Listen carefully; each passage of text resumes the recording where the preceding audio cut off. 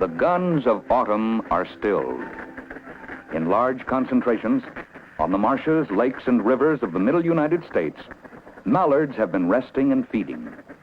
It makes no difference that much of their chosen territory is ice-covered. These hardy individuals do not mind low temperatures so long as they have their basic wants satisfied. Some open space to protect them from harassment by enemies, some open water to drink and bathe in, and a source of nourishing food. These flocks may be composed of late migrants southward, but they may also be early migrants to the north. Whatever they may be, they all have one aim: to rest and feed, readying themselves for the long trip to the northern prairies, their ancestral nesting grounds.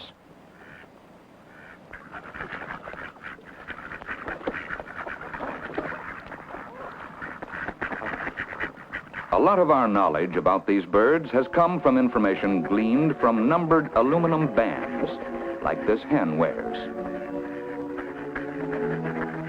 In late winter, about 65% of the birds are males, now easily recognized. Recognized by that famous curl in their tail feathers, russet breasts, grayish-white bellies, white collars, and blackish heads with iridescent green sheen. By comparison, the female is drab, wearing a demure plumage of soft browns, buffs, and blacks. Drakes weigh about 3 pounds, hens slightly less. Mallards manifest behavior associated with courtship all winter long. Here a hen displays, apparently in an attempt to ward off competing males.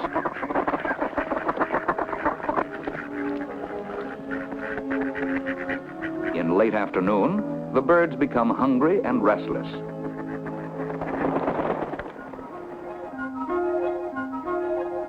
They swarm out in ragged flocks, winging across the sky to nearby fields.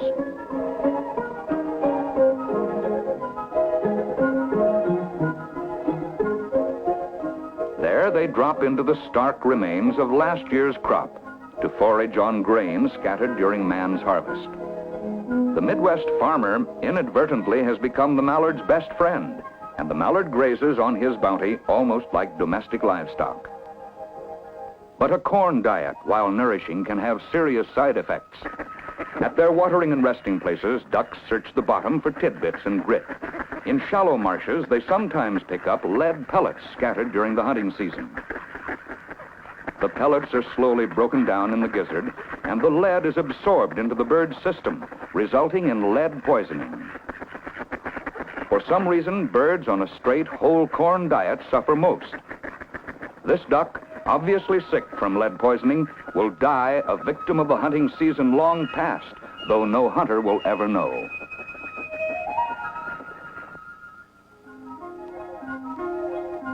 As winter retreats northward, the birds follow, seeking ice-free water as they go. Increasing daylight triggers hormone changes.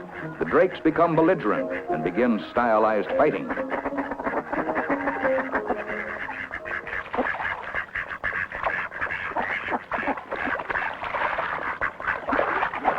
These bluffing chest-to-chest contests perhaps establish dominance that affects final mate selection. Such bouts seldom last long, however.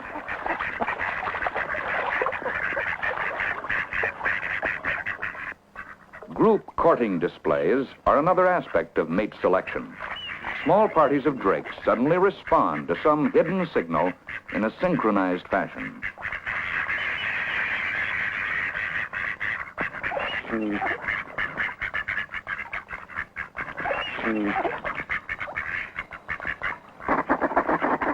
The hen intensifies her attentiveness to the drake.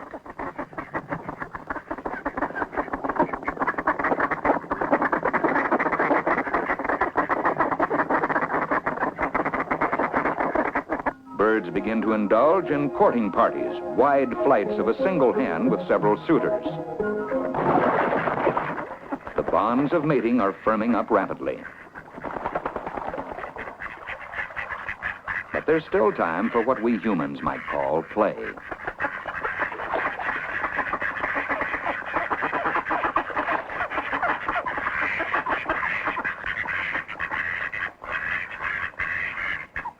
business of mate selection is deadly serious now, although actual nesting may be weeks away.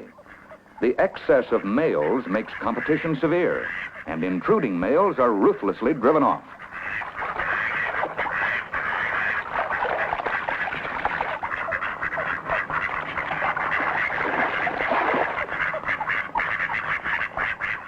All this behavior and subtle internal changes are preparing both male and female for their ultimate destiny. Somewhere along the path of their great northward journey, the pair reaches the physiological and psychological state that results in mating.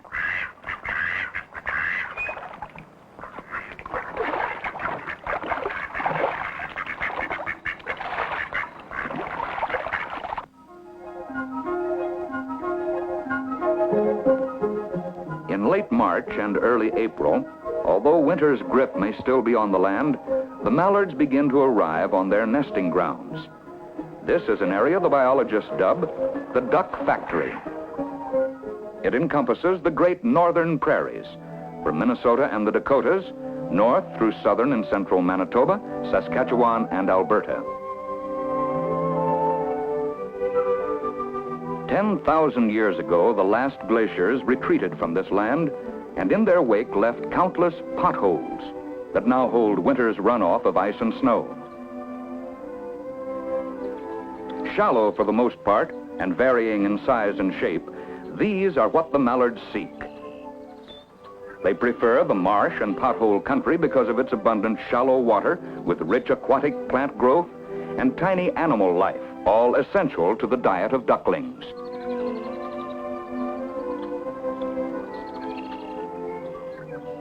The mated pairs select a secluded portion of the shoreline, or even a muskrat house, for their territory. This home site, defended by the drake, affords the pair privacy from other mallards, and availability of such sites largely governs mallard production. Many small potholes offer better conditions than one big water area.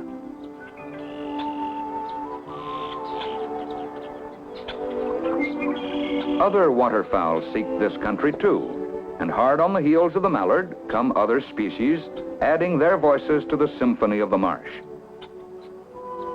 Here are blue-winged teal and bald-pate. Here too is the sorrel rail, a fine fall game bird.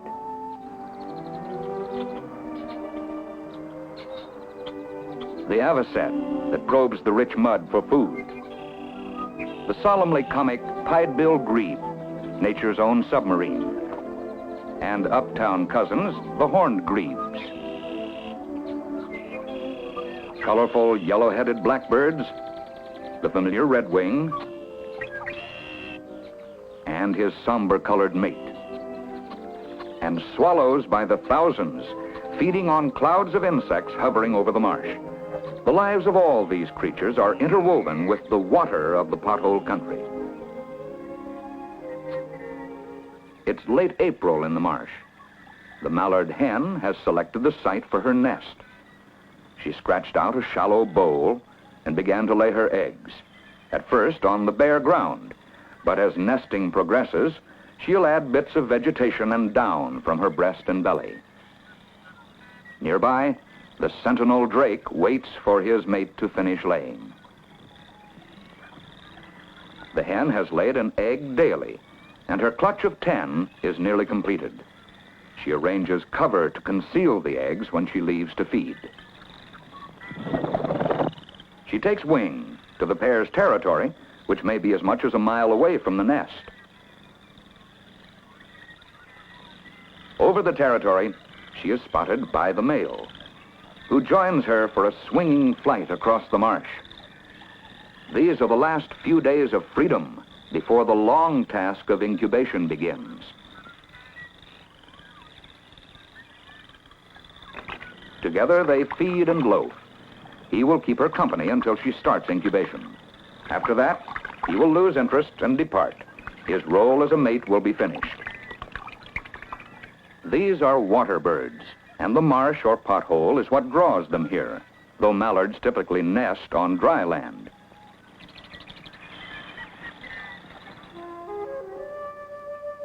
In the pothole country, there is no dearth of nesting sites, for mallard hens show a lot of individuality in nest site selection. Some early nests may be exposed, but plant growth may completely conceal the hen and nest as the season progresses.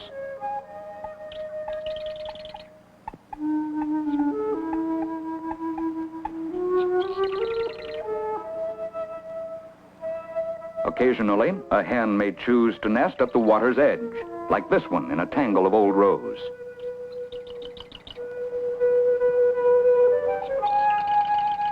Cultivated land doesn't necessarily discourage her choice, as long as there is good nesting cover, nor does the fairly open cover of this particular location. In a typical nest, tall grass shadows break up body contours and blend with plumage. It will conceal her from the searching eyes of enemies. Even branches help break up outline and color patterns. The marsh and potholes are the focus for other birds we collectively call waterfowl, although some of these may not actually nest near the water itself. Each species seeks a slightly different nesting site, like this horned grebe's floating nest. And a single marsh with its surrounding land can support many different kinds of waterfowl. A canvasback hen makes her nest platform in emergent vegetation. A neighbor nearby, the redhead, has taken a huge pile of dead cattails for her nest foundation. She'll incubate her own eggs and possibly those of another redhead's. It's an old trick of the redhead to lay eggs in nests of other ducks. A coot or mud hen has just hatched, and almost immediately, one of the parents takes it from the nest. Sometimes there is interspecies rivalry. This ruddy duck challenges the new arrival. The black tern's nest is just high enough to keep the eggs out of the water. In the nearby meadow, the sorrel rail has its woven nest cup made of stems and leaves.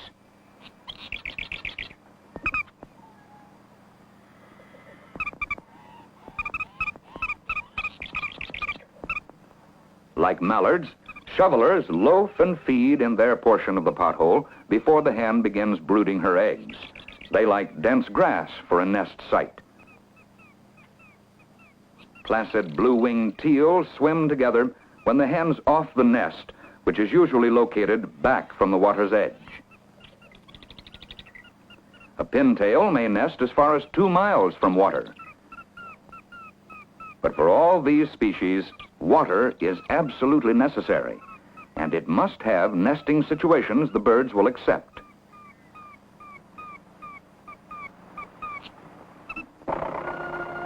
Water in duck factory country comes largely from snowmelt or spring rains. In years when snow and rain are scanty, ducks and men both suffer. Man's crop production is affected and the potholes don't fill. 1 year of drought can seriously affect waterfowl dependent on the north-central prairies. Should the years of drought stretch out to 3, 4, or 5, disaster overtakes all water birds. Adaptable ducks, like the mallard, may sometimes move on to other areas, but they meet competition there and find living conditions less desirable. The result is fewer young produced and cutbacks in the bag limits of hunters. Natural droughts come and go. It is the drought caused by man that is permanent and final. These same duck factory lands that produce waterfowl in teeming abundance can often also produce grain. Man, with his drainage projects to benefit agriculture, has created droughts by eliminating the marsh and pothole entirely and forever. Through drainage, possibly 2/3 of the United States waterfowl production potential has been lost. Sadly, tax money of duck hunters has gone into this drainage through subsidies to agriculture. Even more sadly, the drainage subsidies are paid in the name of conservation. And Canada's marshes and potholes are being threatened too by demands of agriculture there.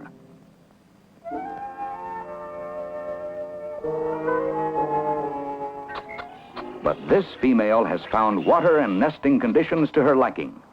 Her body warmth seeps into the eggs, stimulating the life within to grow.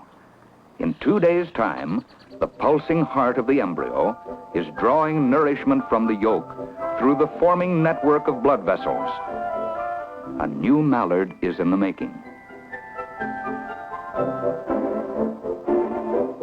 From her narrowed world of the nest, every sound and movement will have a sinister meaning. Spring nights are chilly, but the eggs are warm, and after 4 days of warmth and nourishment, the duckling's body is formed. The hen rotates the egg several times daily to prevent the embryos from sticking to the egg membranes and to ensure even warmth to all eggs. At 1 week, the new life can move within the membrane.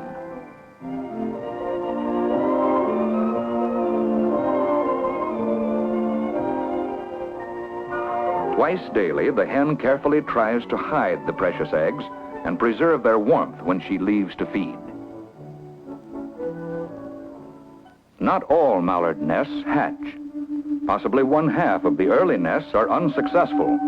The striped skunk preys heavily on prairie nests and takes a toll. So too does the raccoon.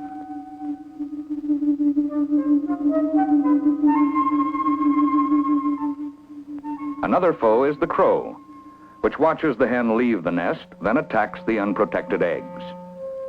Such predation is part of life and probably not a serious limiting factor. Nor are farming operations that destroy the occasional mallard nesting attempt in fallow fields. But each nest lost takes a bite of each year's production. Even fire takes a share as farmers burn to clear land. But early nesting losses to various causes have been provided for by nature and can be offset, at least in part.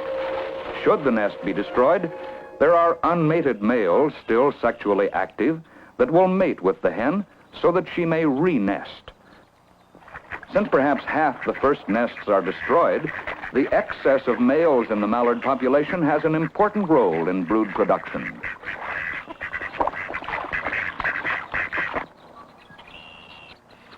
The first signs of hatching are the tiny star-shaped crack and the voice of the duckling peeping inside the egg.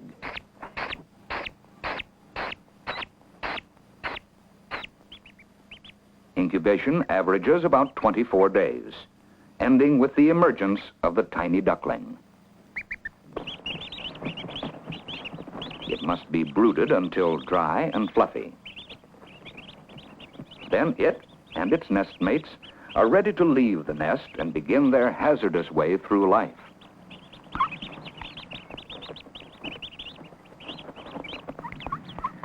A hen's instinct tells her that the new brood needs a marsh for water and food.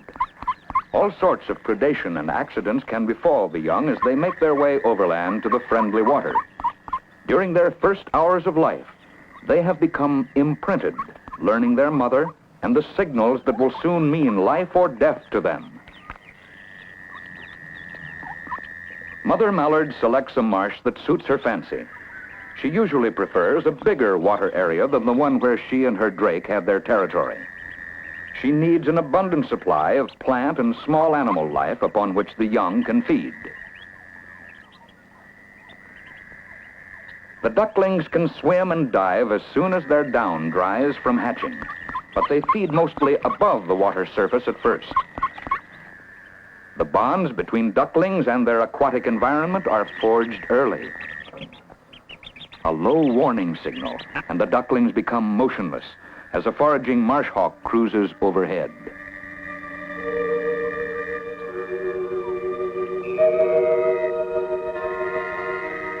The hawk fails to detect the motionless young, but the hen leads her brood into protective cover. The heavy cover offers protection from one predator, but another has found it to its liking. This American bittern will gobble anything, from tadpole to young muskrat.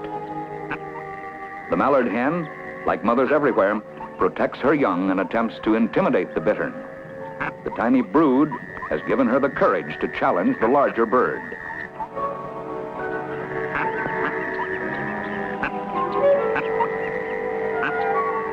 Apparently she is successful. The menacing bittern will look elsewhere for his meal.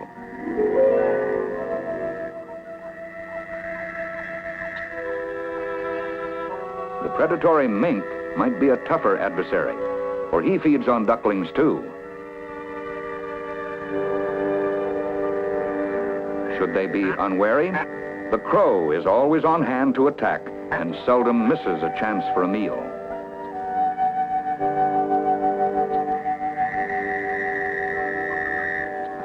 The chief protection for the young is the water, and even denser plant growth in which to hide. Now a bit over a week old, the young look much the same as when they hatched, though their colors have faded somewhat. At 2 weeks, the young mallard is growing rapidly. The head and tail are more prominent, though the bird is still covered with down.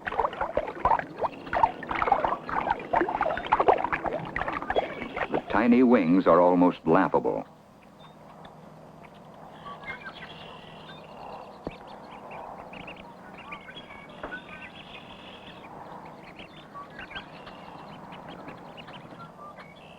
Other species are using the water holes too. Most young ducks superficially resemble each other, but the bills of these young shovelers or spoonbills easily distinguish them, even at 3 weeks of age.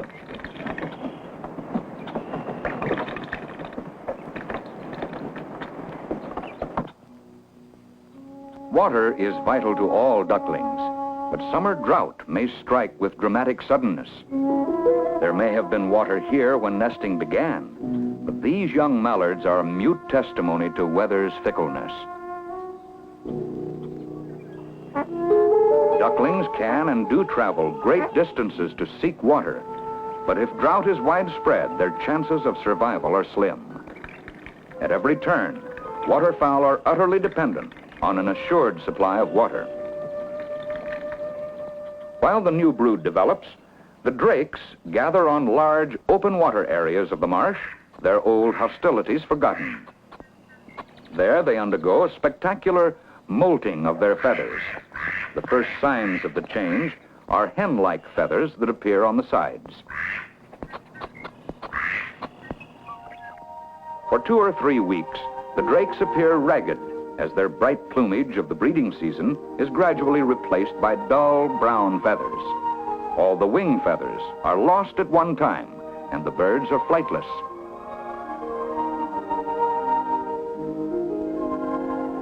In this bourgeois brown, called the eclipse plumage, the furtive drakes are camouflaged while unable to fly. This molt occurs first in the drakes that mate earliest. By October, most males will once more wear their usual cavalier colors. Hens undergo a less obvious molt, usually after their broods are on their own. A few hens are still stuck with families when molting overtakes them.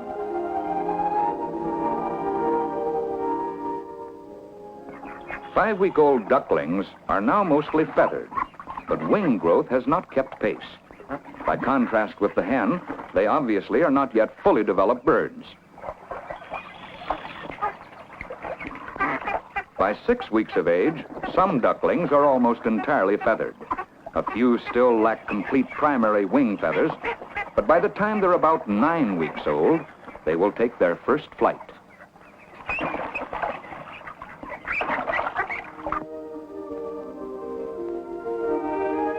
The summer marsh is a pleasant nursery for all sorts of young waterfowl. Its sun-baked mud flats are used by teal. Young, fully feathered gadwalls drift lazily.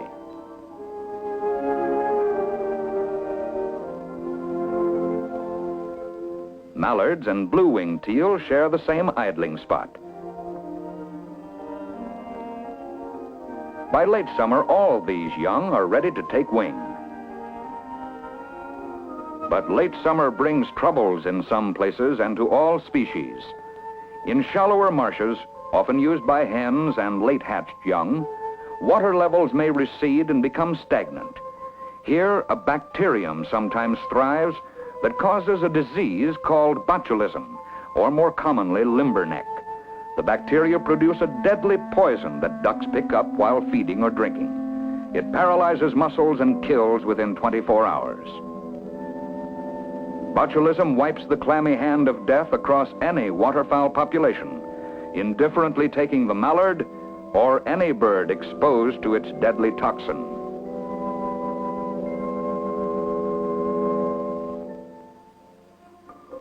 Around the middle of August, the mallards begin to gather on the bigger bodies of water. Adults with molting and family cares behind them, and young flying birds all flock together.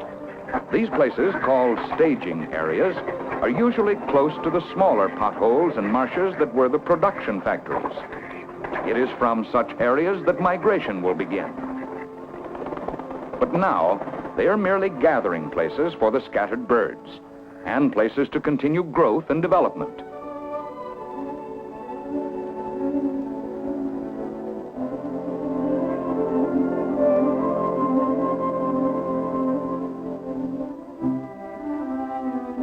To a mallard's eyes, the staging area waters adjacent to grain fields mean food aplenty.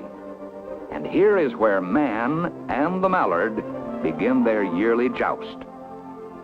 Duck country is also grain country.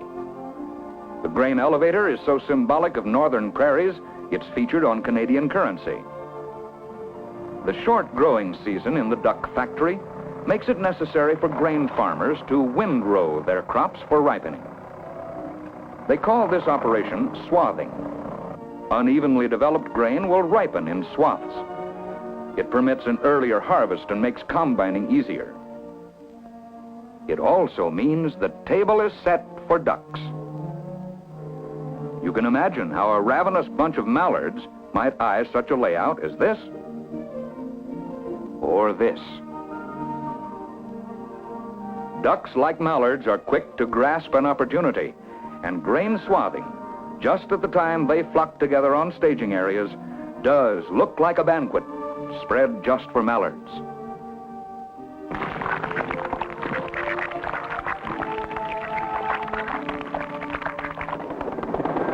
Grain fields closest to the staging areas are hit first, and low, wet areas are preferred to higher, drier fields.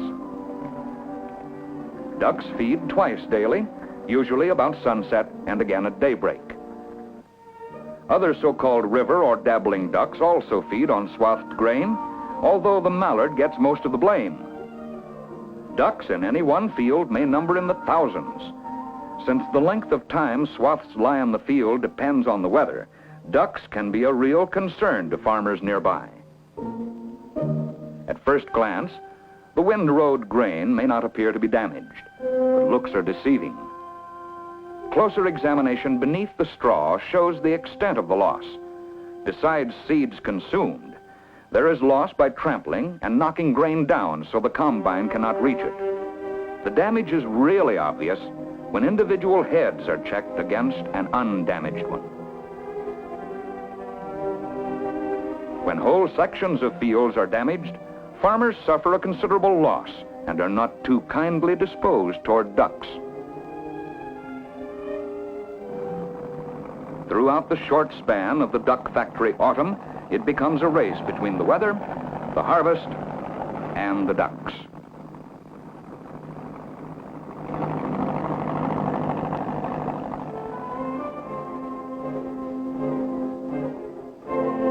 Not all farmers in the area use mechanical harvesters, which makes the contest even more personal.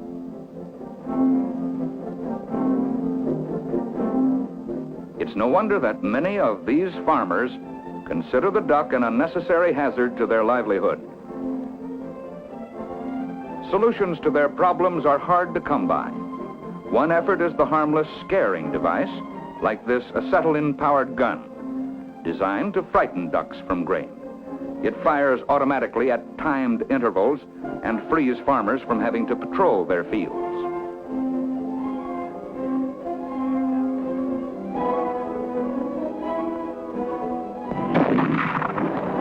large fields require many such guns, which may limit their effectiveness.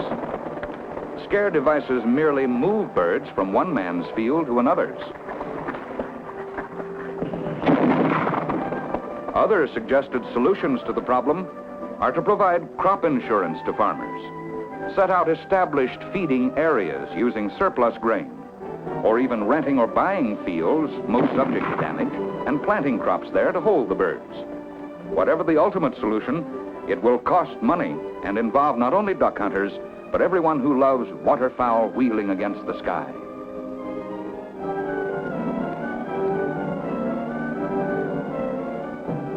And there comes one day the irresistible urge to fly south. From the many staging areas, the flocks rise into the sky, and in bunches and long skeins begin the journey that may end 2,000 miles away. A few mallards have been wending south as early as September, but the mallard generally is one of the last of the ducks to start. What precisely triggers the grand passage is still unknown, but somehow the mallards know that it is time to leave. Adults, who may have made the trip several times, know the familiar landmarks like stream courses and lakes, just like an old river pilot. Birds must stop to rest and feed on the long journey. But tired birds may be unwary, and the deceitful mallards idling at the edge of a sandbar may be a trap.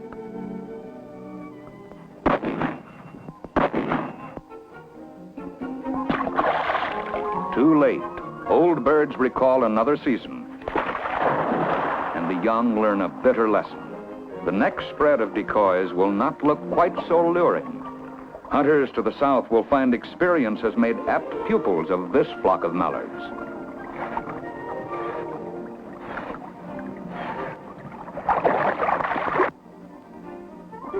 Refuges provide sanctuary for birds moving down flyways with fewer marshes and more guns than ever before. Wherever they find lands offering good food and protection, the birds will stop and tarry. Refuges help hold birds, extending local hunting opportunities and providing birds with feeding and resting places they may never have had. Without refuges, many hunters would not see a mallard, for they substitute in part for the wetlands man has stolen from the waterfowl.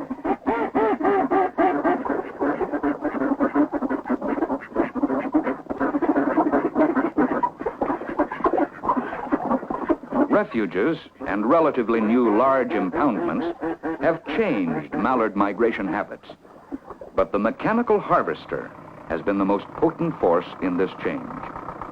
Mallards now tarry or even terminate their southward flight when harvesters, rest areas, and water are found together, even though the Corn Belt is far north of their former wintering grounds.